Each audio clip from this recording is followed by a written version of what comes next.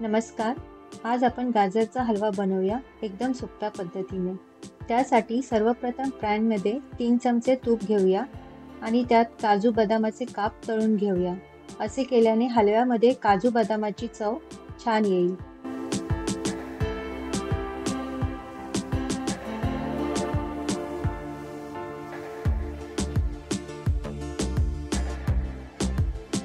तळलेले ड्रायफ्रूट काढून घेतल्यानंतर उरलेल्या तुपावर किसलेले गाजर परतून घेऊया.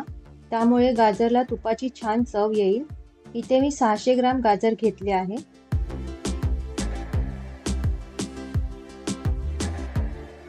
गाजराचा किस 2 मिनिटं परतून झाल्यानंतर त्यामध्ये 1 लिटर फुल फॅट गरम केलेले दूध घालूया आणि छान मिक्स करून घेऊया.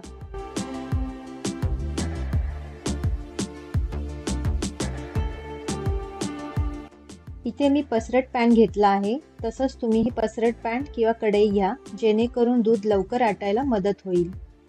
अर्ध दूध आटल्यानंतर इथे मी 1 वाटी साखर घेतली आहे. त्याचे वजनी प्रमाण 200 ग्राम आहे. साखर छान मिक्स करूया.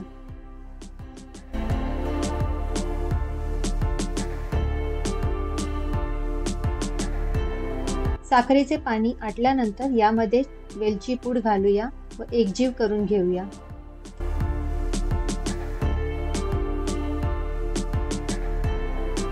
आता तळलेले ड्रायफ्रूट घालून छान मिक्स करून घेऊया.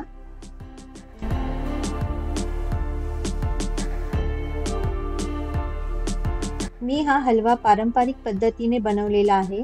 यामध्ये मावा घातलेला नाहीये. याची चव मावा घातलेल्या हलव्यापेक्षाही जास्त चविष्ट लागते. तुम्हाला ही रेसिपी कशी वाटली कमेंटमध्ये नक्की सांगा. चॅनलला सबस्क्राईब आणि लाईक नक्की करा. आपला चविष्ट हलवा तयार आहे. Thank you.